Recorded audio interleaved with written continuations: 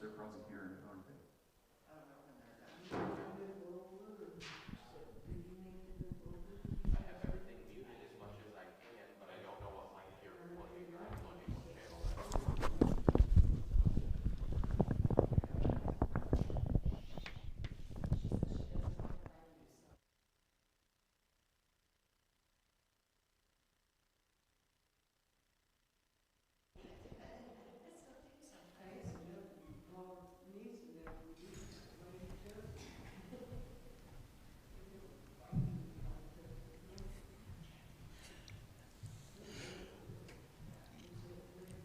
Okay, here we go.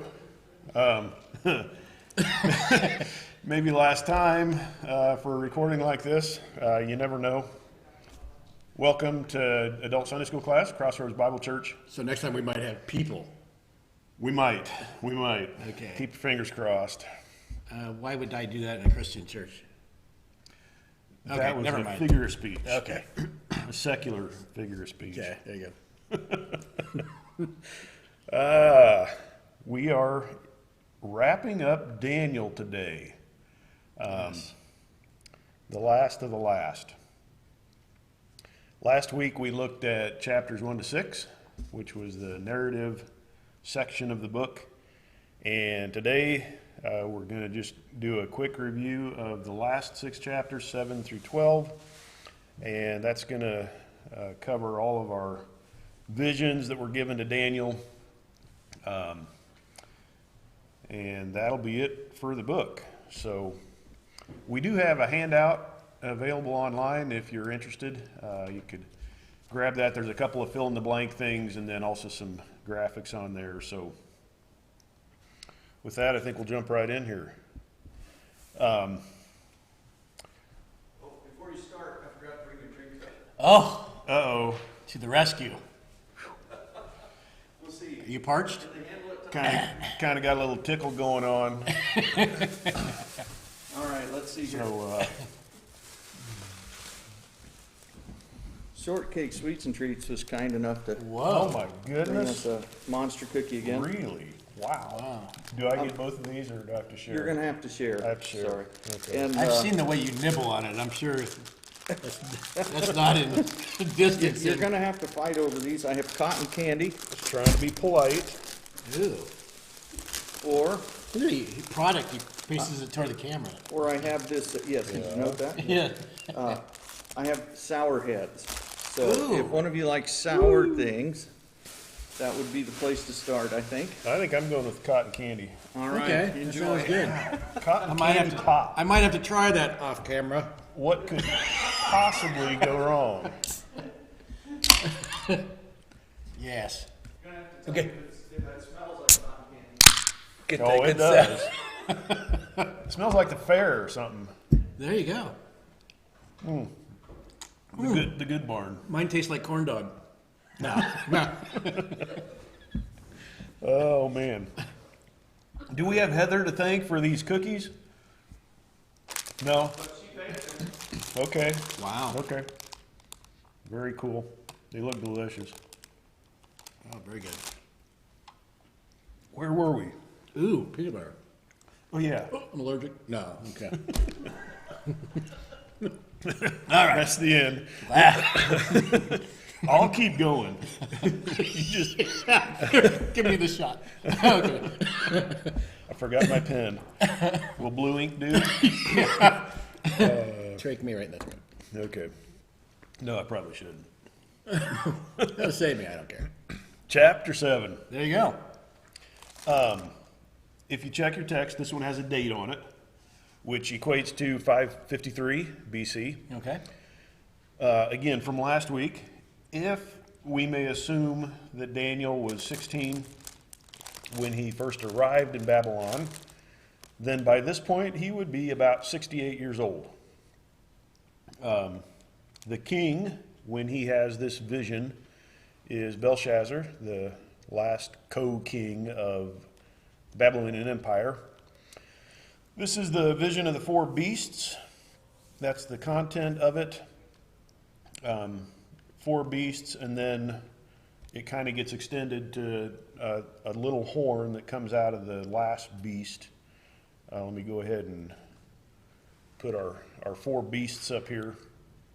These were beasts that in his vision came up out of the sea. So there's a lion that has wings. Seen some of these on the walls, yeah. Yes. Thank you, Ron St. Pierre. Very cool. Oh, yeah. Not like me to open my mouth in the wrong time. Lion with a set of wings like an eagle, which represents the Empire of Babylon, which he's at the very end of. Okay. The bear with the 3 ribs in its mouth, which is Persia. The leopard with 4 heads and 4 sets of wings, which represents Greece. And then finally, what he just refers to as a terrifying beast. It has some components made of iron, and it has a bunch of horns on its head, which begin to do things as he watches. And we would associate that beast with Rome. At least in part. Obviously. What follows Greece, Yeah. right? So, Oh. Looks like a cone head. yeah, right? From France. At the end of the vision of this last beast, there's some movement among the horns, and finally a small horn that pokes up that becomes great and magnifies itself. And when we studied this chapter, we concluded that probably represents the Antichrist at the end of the age.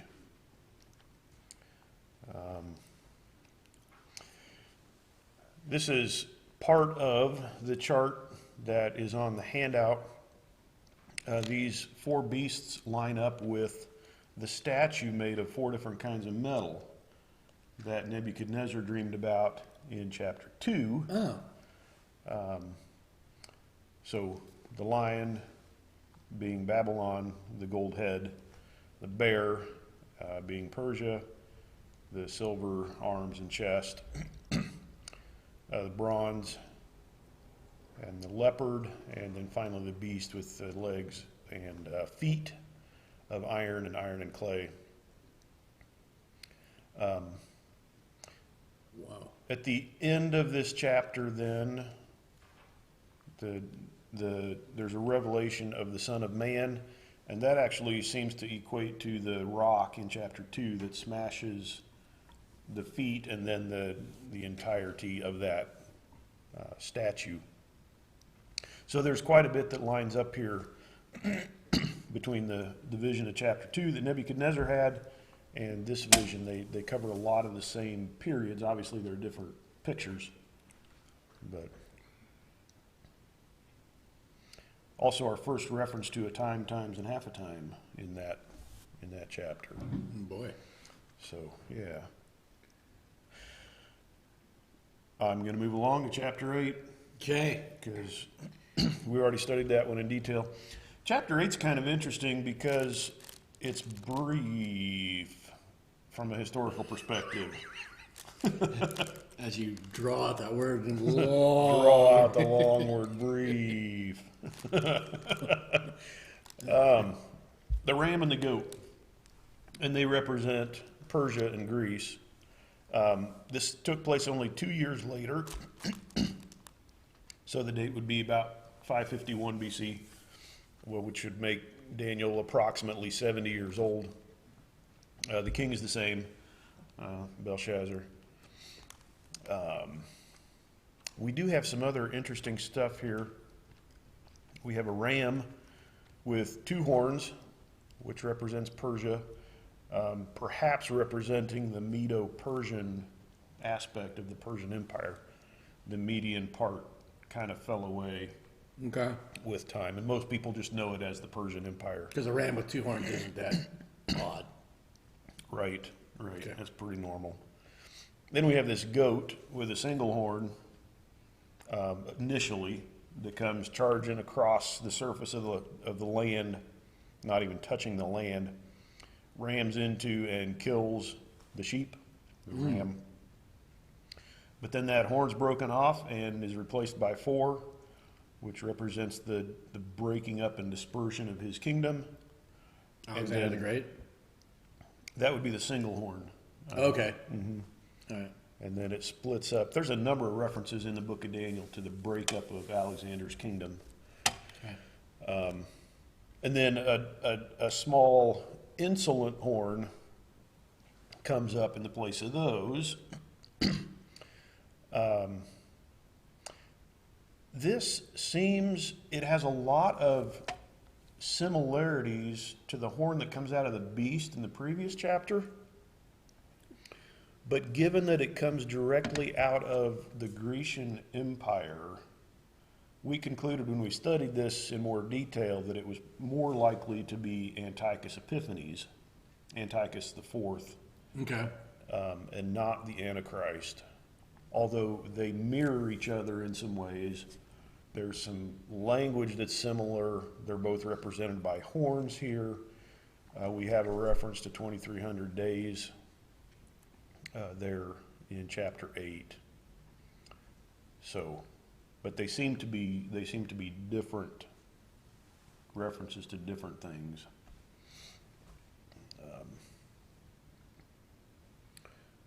Yeah, you like the little goat and the ram there. Also thanks to Ron. There you go. Yeah, Oh. Okay.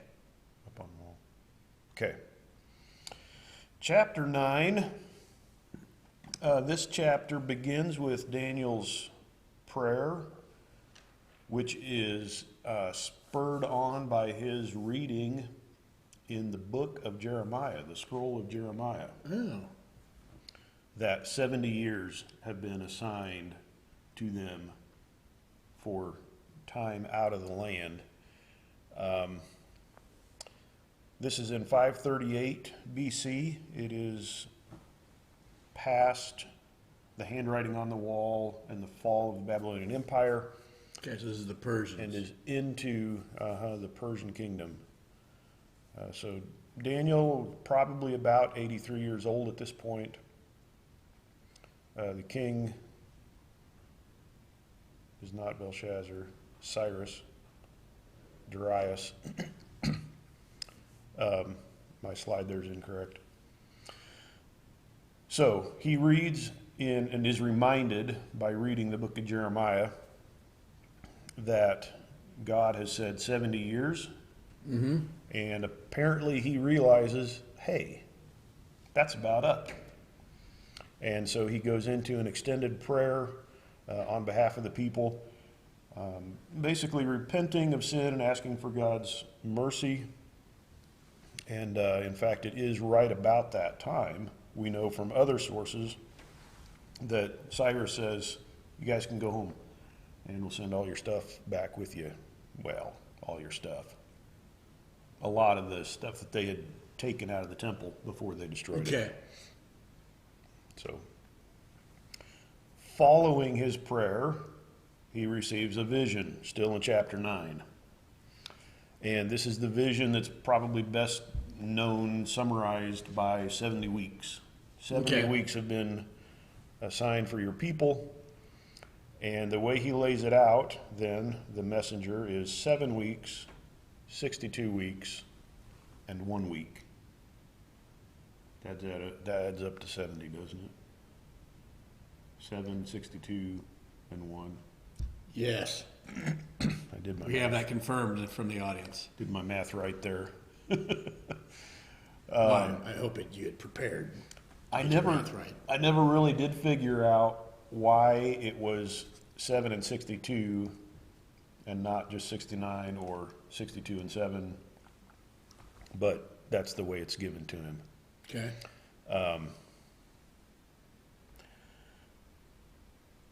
Here's a graph that we looked at when we covered that chapter.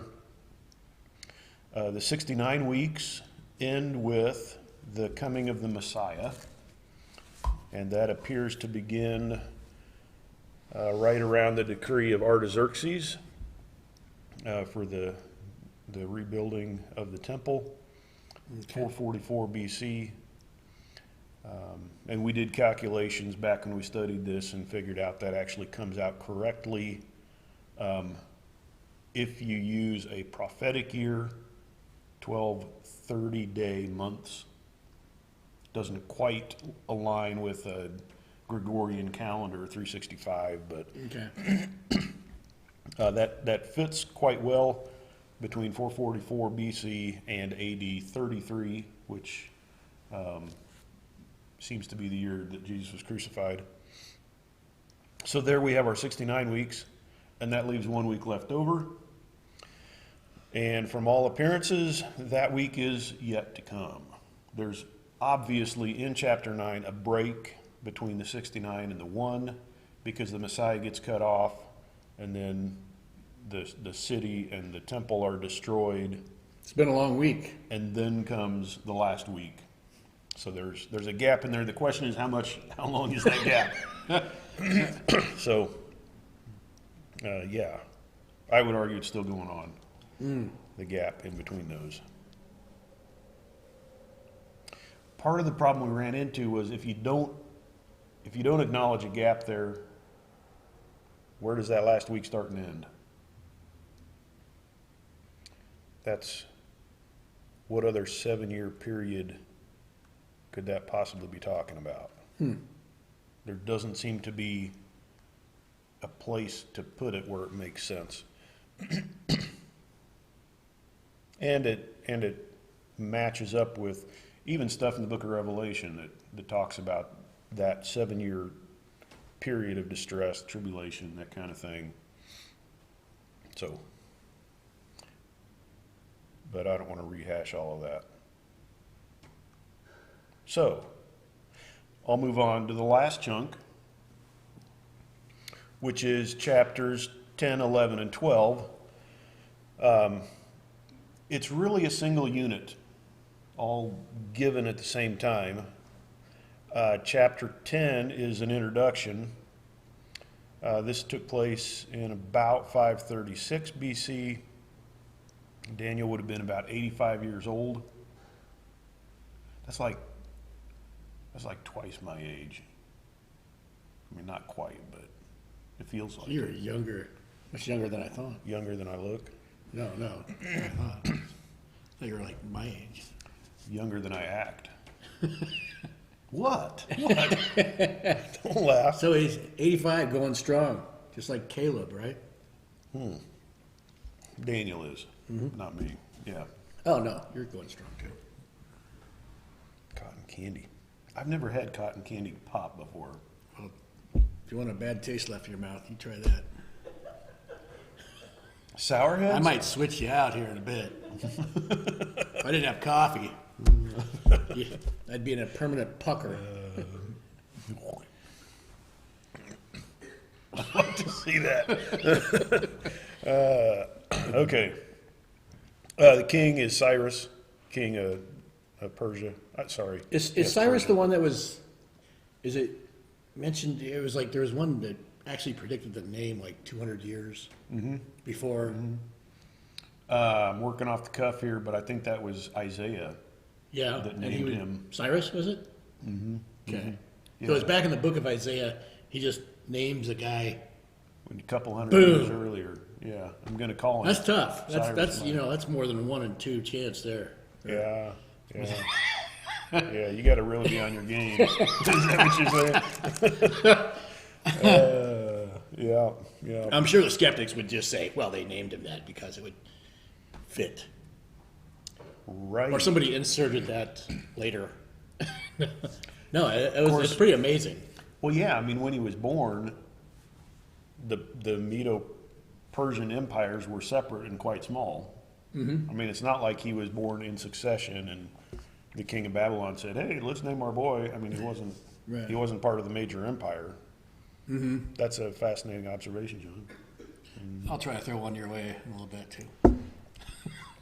Thanks, I appreciate that. That's what you're here for. As much as I messed up on Hezekiah last week. Hezekiah? Zedekiah. No, Zedekiah. But obviously. Obviously. Yeah. Okay, I'm with you. But yeah, I wasn't even sure that was the name, but I remember Yep, Cyrus. Glad you were there confirmed. And Cyrus is the one that's named in Ezra as the guy that sent them all back. Okay. The Jews, well, all of them. You know what I mean. He opened up the possibility. Said anybody that wants to Right. can go back. Obviously, some didn't. We still got Nehemiah serving in the court. Daniel? No. Almost a century later. Esther Okay. off in Susa a century later. Okay. Cool. Chapter 10 is the introduction to 11 and 12. He's at the Tigris River. He sees this vision of a messenger up above the water. He gives a fairly lengthy description of him. The angel, or whoever this messenger is, introduces himself and gives some background information. Your message was heard when you first prayed. I've been headed your way, ran into some difficulty, now I'm here. That's chapter 10. Okay. 10, 11, and 12 all take place at the same time. Here's chapter 11 then. We have, I call it the vision of the coming kingdoms and of the end. A large part of this is what we would refer to as the battle between the Ptolemaics and the Ptolemaic kingdom, and the Seleucids, descendants of Alexander descendants, not genetically. They had been generals of his and developed their own little kingdoms in Egypt and in Syria. Kind of descendants of his thinking. Yeah, very Hellenistic, and they spread Hellenism throughout those parts of the world. It ended up being what Christianity was mostly spread in. Yes. So it had quite an effect. Yeah, Alexander, and then the guys that followed him, they spread Hellenistic Greek culture, language. Well, those are probably the two main things. Wasn't the language of Hebrew lost until like the 1930s?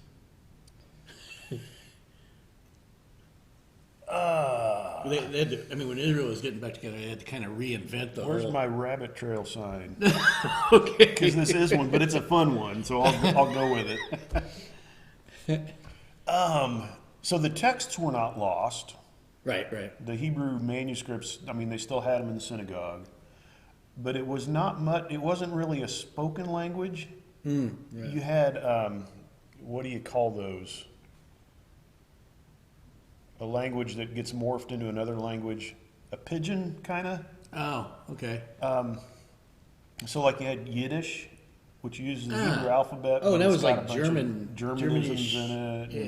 Yeah. Funny story. I'm going with it. Archaeologist and historian William Foxwell Albright. Okay.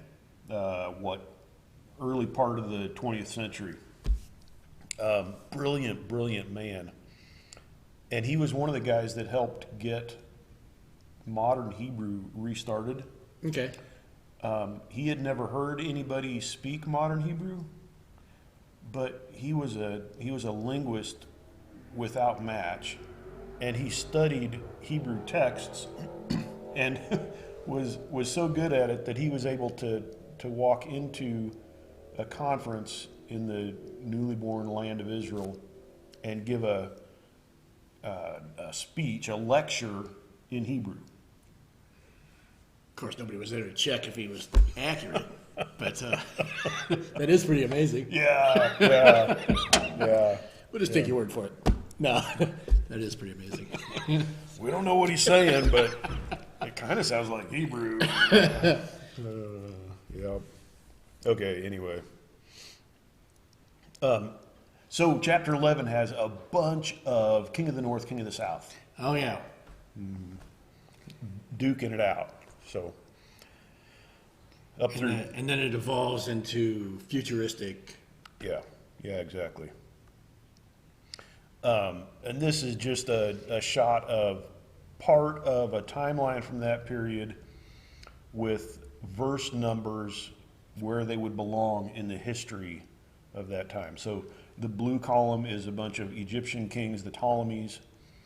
The, what is that, orange column? Yeah. Is the Seleucids from Syria. Tan. The different kings, and they interact with each other. And it's just a sample. Actually, it covers most of those verses, not all of it. But See, and that then would be pretty handy. yeah, right. It's up on the website. Nice. What is that? If I always like to do Israel and Judah, the two different kings, how they, and all the prophets when you mix them in. isn't that fascinating? Yeah.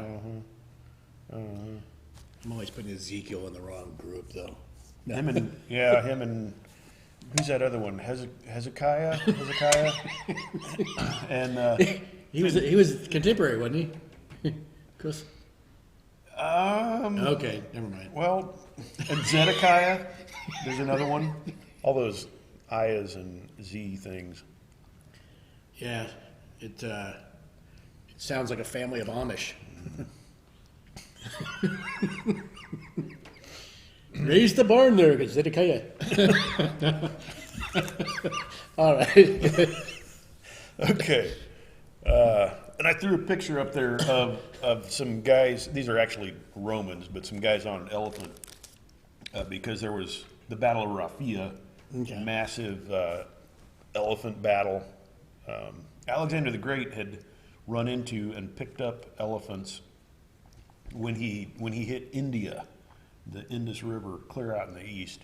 And so that was a common part of the militaries, the infantry of these intertestamental armies. They all, kind of like battle tanks today. You don't really have an army if you don't have a tank, right? So, good enough. And finally, chapter 12,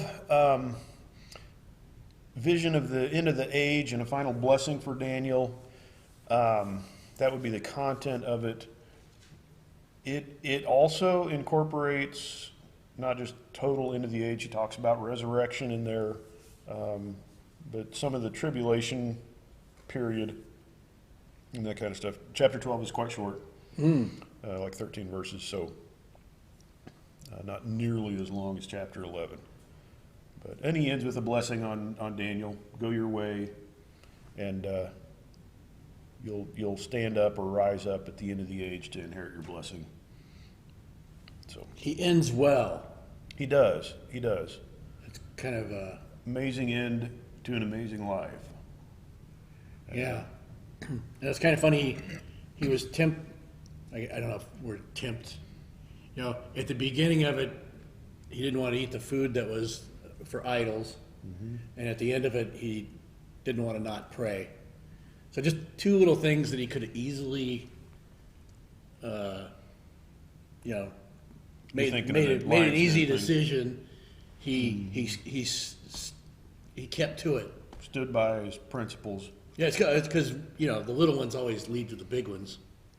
They But sure do. he started well and ended well. Yeah. Yeah. Yeah, it's good. I want to spend just a little bit of time here on Daniel in the New Testament. I thought that would be kind of interesting because, again, there's no place where we covered that kind of thing when we were going through the book of Daniel. Mm-hmm.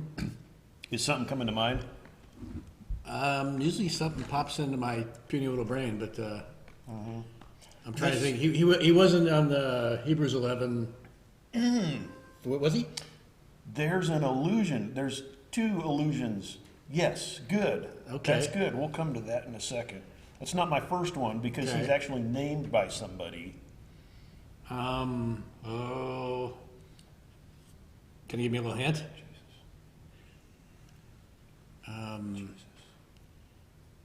Jesus. Something's coming in my ear. Jesus. Well, I'm trying to think where Jesus did name him. Oh, well, yes, he does. He does. Yes, He made a- little birdie told me. Okay. Oh, that's a cool. Let's see. It's not the lion. I mean, does he make a reference of an action of his? Yeah, well, a statement that Daniel made. Oh.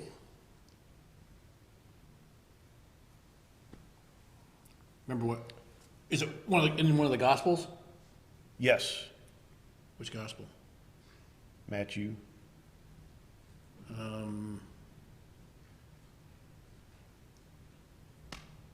Sorry, I'm so used to mispronouncing that name just for kicks. Matthew? Yeah, I can't noticed hardly- that. I I thought- can't hardly even say Matthew It's got anymore. like 2 T's in the name. Yeah, maybe that's where it came from.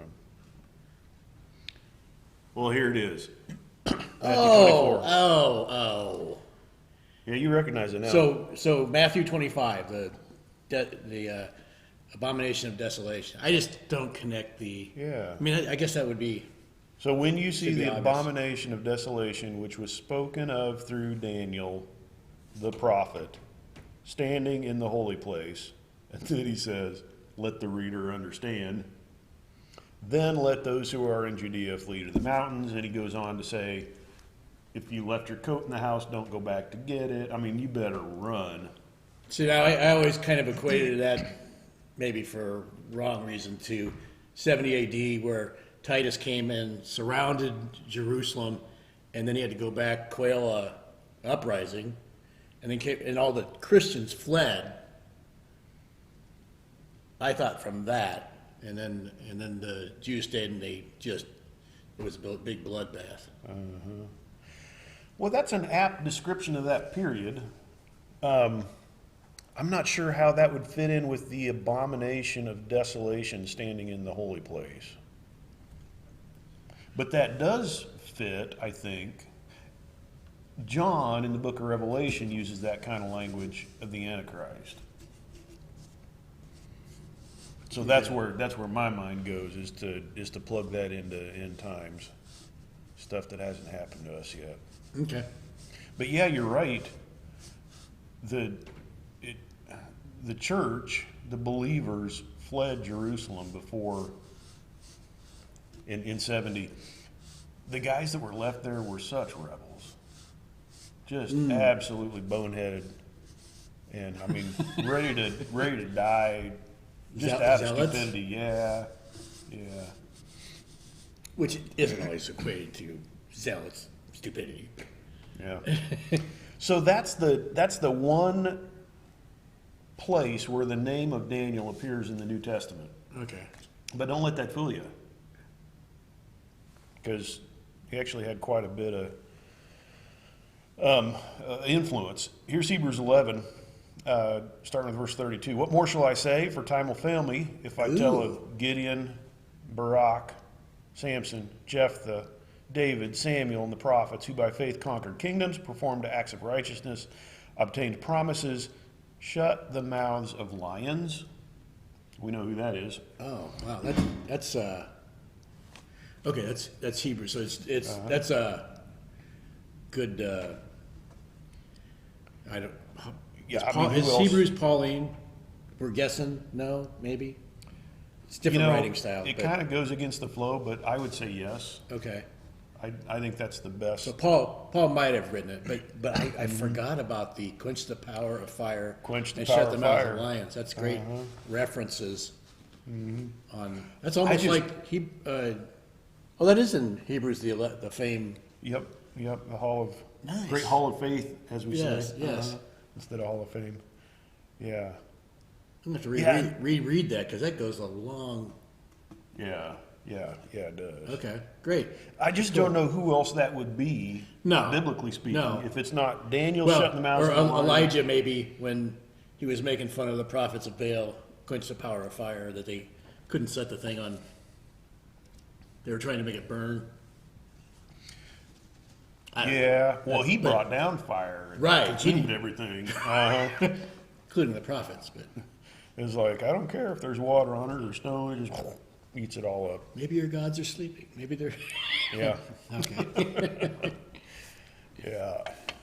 So that one is Daniel's not named there. I think he surely could have been, but I don't see how that's not a reference to Daniel and to his three friends. So, Other than David killing a lion, maybe that shuts them out. No. Okay. shut him down.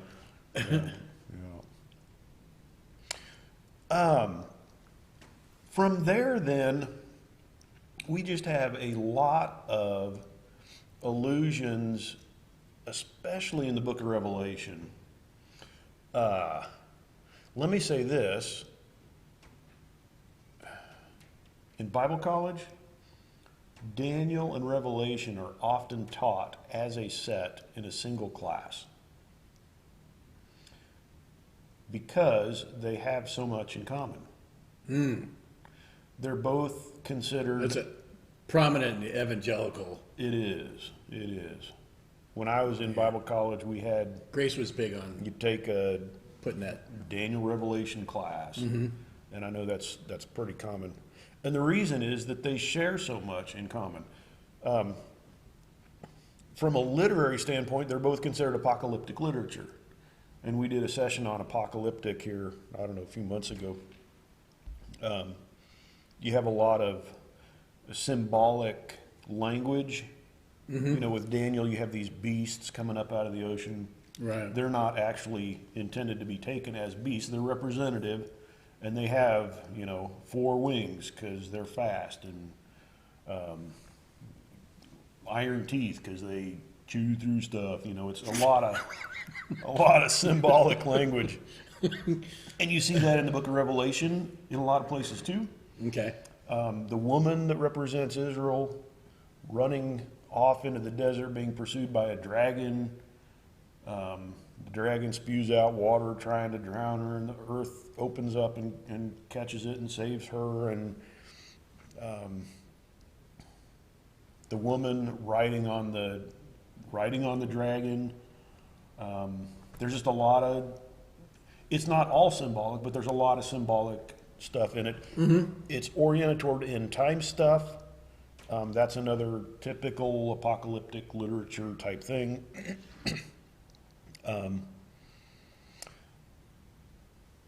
Here's something interesting too, is that the book of Daniel almost seems to have, I don't know what word to use other than spawned, a whole generation of apocalyptic literature in the intertestamental time period. It's stuff we don't look at much, but there are a whole bunch of books that try to emulate Daniel, and we refer to all of them also as apocalyptic. Apocrypha? Yeah, Is a that lot stuff of in the the stuff in the Apocrypha? Apocrypha. Okay. That's the extra books of Catholicism, right? And they make up all kinds of fantastical beasts or birds or things. They're oriented toward end time. There's a lot of good versus evil. Qumran, those guys, if you consider that literature to be Essene, there's a bunch of apocalyptic literature in there, the war of the sons of light and the sons of darkness, that kind of stuff. All of that seems to stem back to Daniel. Okay. You can find little hints of that kind of thing in earlier books, but Daniel kind of set the stage, and a lot of later authors tried to do him one better. Is somebody trying to eat my cookie? You're hungry. No. You're sad. I'm not eating. I'm just kidding. Okay. You've usually nibbled all the way around it by now, so I'm just trying to get you interested. That is good. Yeah, told you. Okay, so I have just a handful of examples here of allusions to or similarities between Daniel and Revelation. This phrase, the Son of Man, they share in common. It's not the only place you find it. Mainly Ezekiel is Son of Man. You find a lot in Ezekiel, although in Ezekiel, that phrase is usually God addressing the prophet. Oh. I say to you, Son of Man, do such and so. Oh, okay. Whereas in Daniel and in Revelation, it's a divine figure that is referred to that way. Of course, Jesus talks about himself, self-referent quite a bit that way. But that's an example. This myriads, thousands and thousands of angels, We see that in Daniel. We see that also in Revelation. Similar language is really what I'm trying to point out here. Stuff that it almost sounds like they've read each other or something, you know. Okay. Whereas I'm sure John was familiar with Daniel. Yeah. In Daniel 12, this being that gave the vision raises his right and his left hand. Okay. You can do that, right? Most days. My Frenchman. Oh. Is there a German around? No. There's no Germans around, don't worry. I'm tough. In that case, I'll keep my hands down. And in Revelation 10, he just raises his right hand, but again swears by God. Don't do that. No, we're just talking about Germans. So Okay. No. Get them both up there.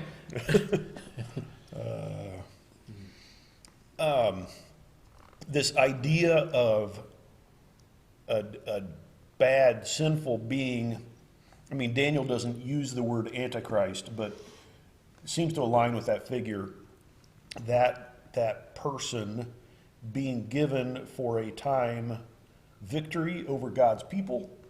We see that in Daniel. We see that in Revelation. He makes war against God's people and appears to come out on top for a time. That's common verbiage, common theme, common idea, concept, language.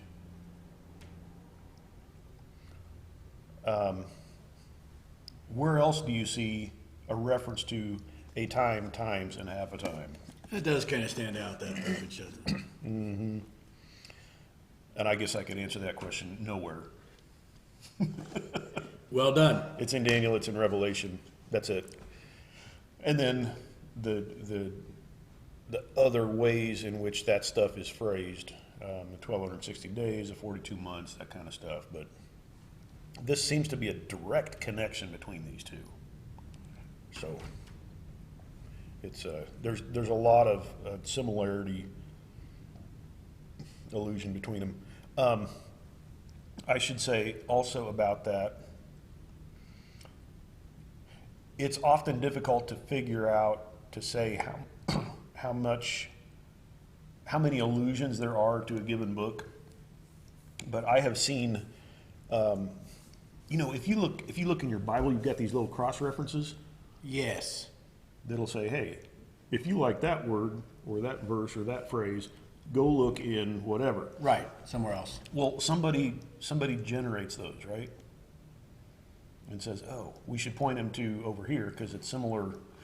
Oh, depending on who wrote the Bible version is where they generated it to, or it's usually pretty close. Pretty close, yeah. I ran across a list by a guy that compiled these for the United Bible Society Greek text. The Greek Bible has those kind of cross references in it too. And he had, 30 or 40 pretty direct connections between New Testament books and Daniel. Now, you could argue any one in particular, I suppose, but I'm not going to bore you with all of those. But just to say, there seems to be pretty significant influence of the book of Daniel on the New Testament.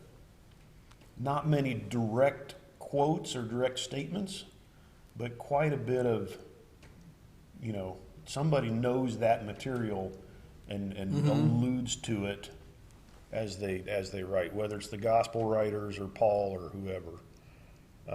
Deuteronomy is the most quoted book by Jesus, I believe. Yeah. Isn't it? Yeah.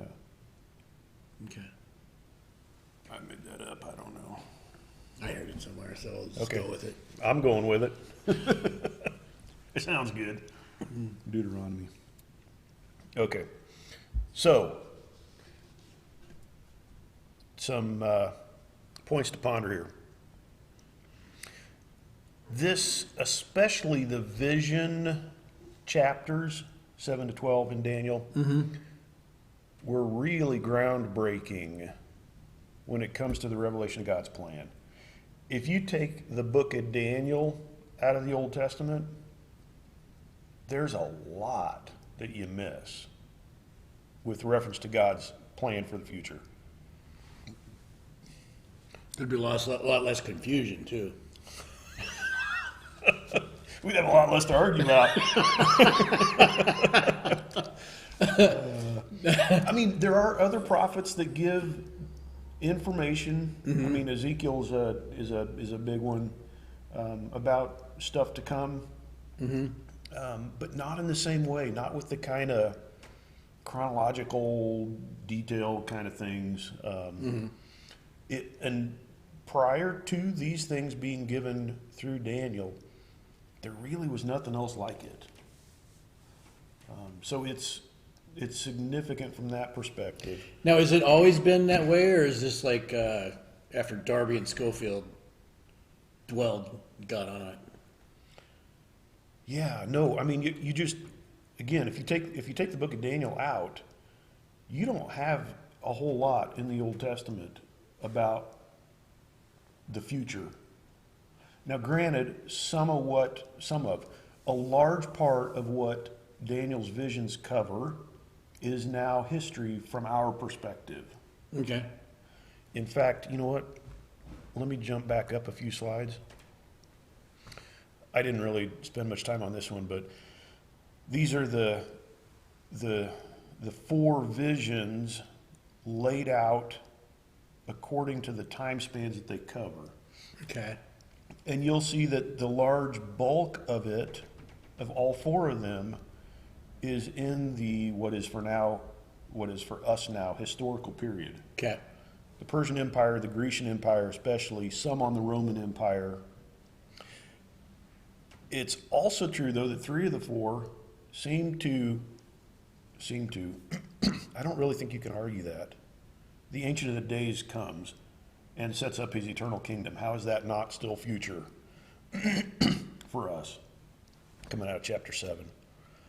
The resurrections perhaps in chapter 12. The 70th week, you could maybe argue that one, depending on your perspective on end time stuff. And that kind of ties into my next point. Let me get back down here. Which is that when they were given, these visions were completely unfulfilled. I mean, they were all future for Daniel. In our day, large parts have been fulfilled, but some parts are still future. Of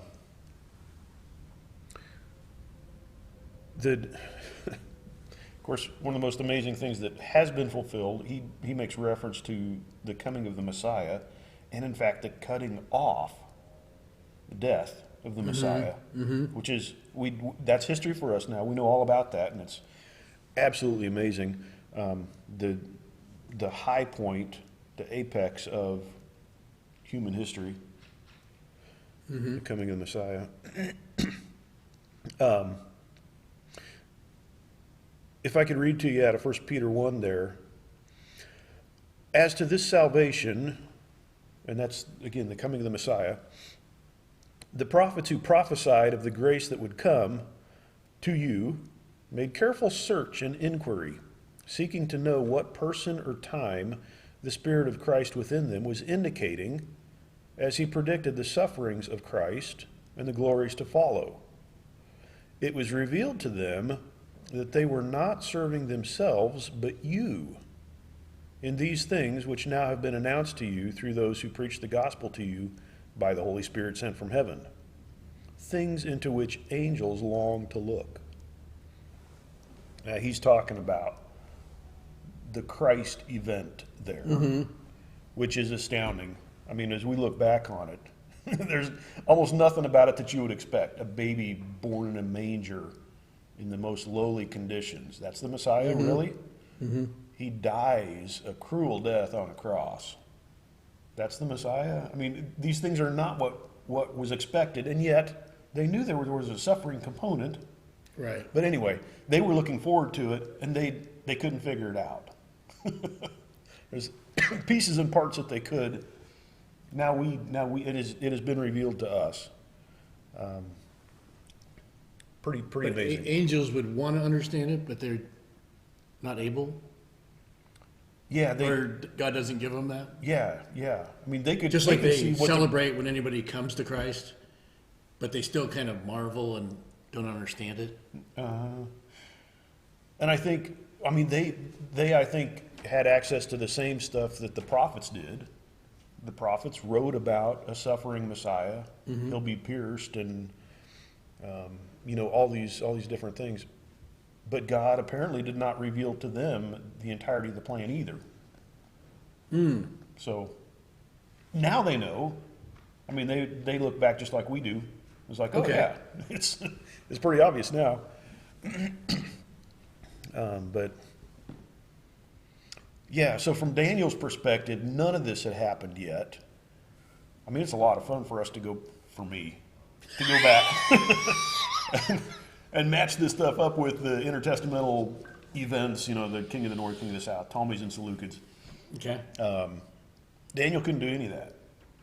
He prophesied it all, Right. but it had not happened in his day. Okay. Humility, I really think, is a must when we study this material. Going through it, we discovered a few different places where we're like, it's even past now, and we still kind of scratch our heads. We're missing something. We don't know exactly what the referent is or how that was fulfilled. It kind of changes with time. I mean, we don't believe what on this material that what we did 20 years ago necessarily. Yeah. As new information and new things happen. Have you ever run across anybody that thinks they got it all figured out when it comes to this kind of biblical All the time. prophecy? Yeah. They always say, and it's obvious here in verse 24 that this means this. And when We talked about that a while ago with the whole, like when we were in college, the whole European Union 10-nation thing. oh yeah, People really went to seed on that. oh yeah, It's the sign. yeah, because it was, I think it was like 7 nations in the common market when I was in college. Then it was 8, then it was 10, then it was 12, then it was 16. Yeah, maybe I should study the Old Testament so I can understand this. Yeah. If I could read to you here out of 1 Corinthians 13, Paul says, "For now we see in a mirror dimly, but then we'll see face to face. Now I know in part, but then I shall know fully, just as also I have been fully known." Now, I don't want to totally quote him out of context there, because I think he's talking about his relationship with God there too. Right. But I think it's an appropriate way to phrase our take on some of this stuff. Is Right. that some of it we still see kind of dimly. We can see parts, we can see shapes. Exactly how does it all fall out? We don't know everything yet. It's the Deuteronomy 29:29. Those things that God gives us, He gives us to understand. Other things He's not given us yet. And so from that I say, humility is a must when approaching this stuff. You get too dogged on a particular piece, and Well, if he doesn't believe as I do, he's obviously unsaved. nobody would say that. Sometimes it takes 10 different things of doctrine to get there. But eventually you disagree on something everybody does. Yeah, I built this massive scaffolding. Yeah. But here's the flip side of that coin. Humility, yes, but don't throw it out. True. We ought to study it. Jesus expected his audience to know that stuff. When he quoted Daniel, he said, when you see this happen, then you need to act.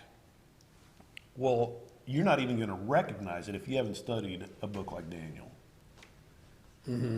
So he expected his audience to know it. Don't just say, well, I can't understand it, so I'm not gonna mess with it. Jesus expected his hearers to And understand it, They probably used it in 70 A.D. too. right? When there was an opening to get out of there, they got out. Get out, guys. And that's kind of where Christian just exploded from out. It made him leave, actually. Yeah, that and the persecution that they were under from their compatriots there in the land.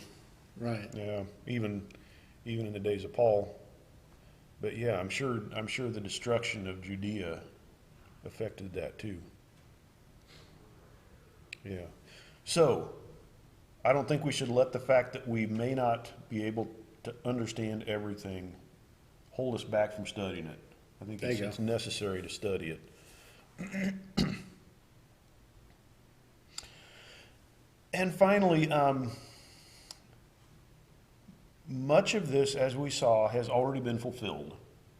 Much of Daniel's visions, that ought to set our expectation for the future, for things that have not been fulfilled yet. Sometimes I think we are accused of following a blind faith. You know, what's your evidence of God or any of this kind of stuff? Reality is, our faith is not blind. There's a lot of this stuff that's already been fulfilled, quite precisely. And then on top of that, God says, I'm also going to do some stuff that hasn't happened yet for you guys here in the 20th century. Can we have faith in that? Is it just blind faith, or is there evidence to back it up? Well, I'd say there's evidence to back it up. Look, he has given a bunch of prophecies already and brought them to pass. What about the future? Will he bring those to pass? You know, it kind of, to me, it's kind of an argument and discussion between believers of different beliefs on it, because it interests a lot of people who aren't believers, and not many people can get it 100% right. So if you're kind of spouting that off without giving the gospel and our basic, like the chasm that is between God and us because of our deeds, sometimes majoring in this, I think, can get people, you know, all excited about thinking about it, but then, you know, they kind of miss out on the basics. Can be a distraction. Oh, definitely, because it's really interesting to me, but Yeah. it's brutal when you're wrong over and over. Yeah. Well, and you know, from some of our previous lessons, my opinion on some of this is that it's not intended for us to understand. It is supposed to be veiled in part to us. Yeah. I think you see the exact same thing in the Old Testament. What up with this suffering Messiah thing? You know, there were things they knew. Where's the Messiah to be born? Easy, Bethlehem. I mean, everybody knows that. But like Peter said, there's stuff in here that we don't get.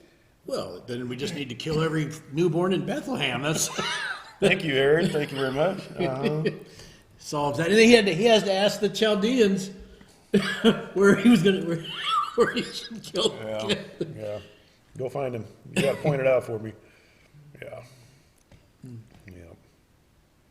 But yeah, I think a book like this and watching how these visions have been fulfilled, it gives a good solid basis for our faith that God can and will bring to pass Right. what he says. So I think what's been fulfilled like that, I think, is a great presentation to somebody, and also those things which Jesus fulfilled, you know, which are just unbelievable. The amount, I think, those are great witness But just the speculation part is what, I mean, it's kind of in-house Yeah. to me. Yeah. I mean, you shouldn't be not luring a new believer, but you shouldn't have that as your main. Well, things are going to get bad. They should, Yeah. Yeah. it's And it's not worth no, it's not. fighting It's not over. profitable to Yeah. me, Yeah. but it sure is interesting. Well, I think I better quit We set a record. before we catch Chan. Hopefully, still our current record holder. We doing okay, Gary? Okay. Well, Gary, the overseer. you be careful or the lights will dim again. We saw that happen. Good enough. Well, let's pray and be done. Amen. Thanks, Lord, for this book. So much good stuff in here. Thank you for letting us have this material as peek into the past and also into the future. Pray that we would be found to be faithful servants of yours, dealing rightly with your word, and just ask for your blessing on us as we work to do that. Thanks again for your love for us, and help us in our weakness to be faithful servants of yours. In your name I pray. Amen. Amen. Oh, Good deal. Is that stuff any good? Yeah, it's really good. That was it? Uh-huh. It's like cotton candy.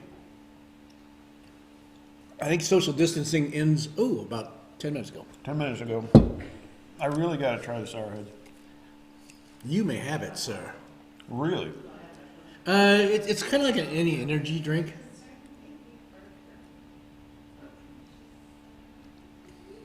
The aftertaste isn't. Woo! Yeah. Yours is much better. I'm not sure what that is.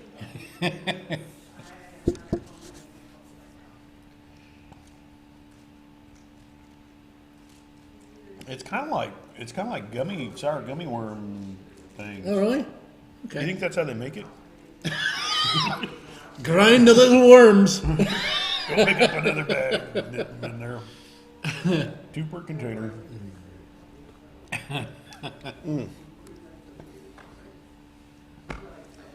I forgot to Uh-oh, he's still going.